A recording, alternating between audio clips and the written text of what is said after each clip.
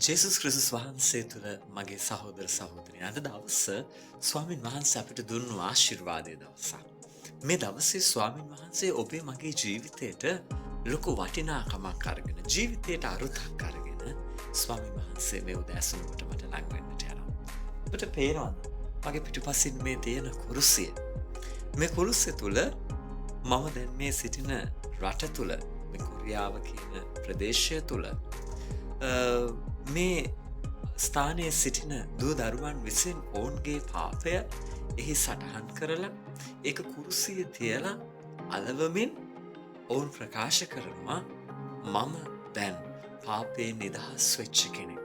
මගේ ජීවිතේ තවත් පාපය නැහැ කියලා. මගේ සහෝදර සහෝදරයන් අද දවසේ සුදු වචනේ සුදු පවුල්තුමට කියන්නේ මේකමයි. මොකක්ද? සුදු පවුල්තුමා ගලාති වාසීන්ට ලියන ලද දෙවනි යැවුම් පත්‍රයේ ගලාති වාසීන්ට ලියන යැවුම් පත්‍රයේ දෙවන පරිච්ඡේදයේ 20 වන පදයේ මෙන්න මෙහෙම සඳහන් කරනවා.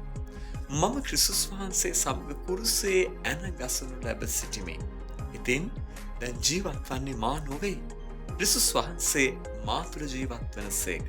තවද මා දැන් මාංශයේ ජීවත් වන ජීවිතය මට ප්‍රේම කළ මා උදෙසා සියදි විදුන් දෙවියන් වහන්සේගේ පුත්‍රයාණන් වහන්සේ කෙරෙහි ඇදහිල්ලෙන් ජීවත් වන්නෙමි.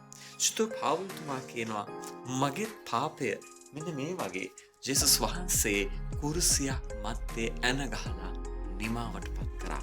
ඒ නිසා මම තවත් පාපේ ජීවත් වන කෙනෙක් නෙවෙයි. මට තවත් ඒ ලෞකික ජීවිතේ ලෞකික ලෝකයේ තුල ඒ සැපවත් ජීවිතේ එහෙමත් නැත්නම් ඇස පිනවන ගත පිනවන මනස පිනවන ජීවිතයට එහා යන මගේ අධ්‍යාත්මයේ පිනවන ජේසුස් ක්‍රිස්තුස් වහන්සේ තුල බලාපොරොත්තුෙන් මම ජීවත් වෙන්නට යනවා. උන්වහන්සේගේ කරුණාව තුල මම ජීවත් වෙන්නට යනවා. තවත් මම මාංශය තුල ජීවත් වන්නේ නැහැ. මාංශය තුල ජීවත් වූ මම මට ප්‍රේම කළ මා උදෙසා ජීවිතේ පූජා කළ දෙවියන් වහන්සේගේ පුත්‍රයන්න් වහන්සේ කෙරෙහි දැන් මම අදහමින් විශ්වාස කරමින් ජීවත් වෙන්නට යනවා. එහෙනම් මට කියන්න ඔබට පුළුවන්ද ඔබේ ජීවිතේ දුක වේදනාවක් ආපුහම එහෙමත් නැත්නම් ප්‍රශ්නයක් ගැටලුවක් ආපුහම මම මගේ ජීවිතේ නැති කරගන්නවා කියලා කියන්නේ? එහෙමත් නැත්නම් මට හිතන ඕන තැනක මම ඔළුව හැරිච්චතේ මම යනවා කියන්නේ. එහෙමත් නැත්නම් අයියෝ මම කඩම් වැටිලා මට කෙනෙක් නෑ උදව් කරන්න. මම මහා අමාරුවක වැටලා ඉන්නේ. මෙහෙම කියන්න ඔබට පුළුවන්. මට පුළුවන්.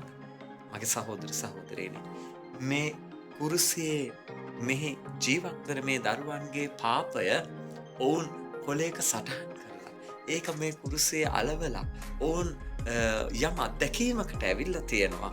මම තවත් පාපය තුළ එහෙමත් නැත්නම් මේ ලෝකයේ තිබෙන වේදනාවන් වලින් මේ ලෝකයේ තියෙන නොයෙකුත් ආකාරයේ අබ්බැහිකම් වලින් වේදනා විඳින්මින් ජීවත් විය යුතු නැහැ. තවත් මාවෙන් මගේ ජීවිතේ ගලවන්නට ජේසු මේ ලෝකයට ඇවිල්ලා කුරුසියක් මැත්තේ මගේ මරණීය ජීවිතය ඇන ගහලා එය යක්ෂයාට බිලි නොවූ ජීවිතයක් ජේසුස් ක්‍රිස්තුස් වහන්සේ තුළ ගොඩ නැගෙන ජීවිතයක් බවට උන්වහන්සේ පරිවර්තනය කළ බව. අන්න ඒ නිසා ඒ ආශිර්වාදය, ඒ බලය, ඒ මහිමේ මඟ පෙන්වීමට අපි යටත් වෙමු. අපේ ජීවිත ස්වාමින් වහන්සේට කැප කරගනිමු. තවත් අපි මියගිය අයවලුන් මෙන් ජීවත් වෙන්නට නොවේ.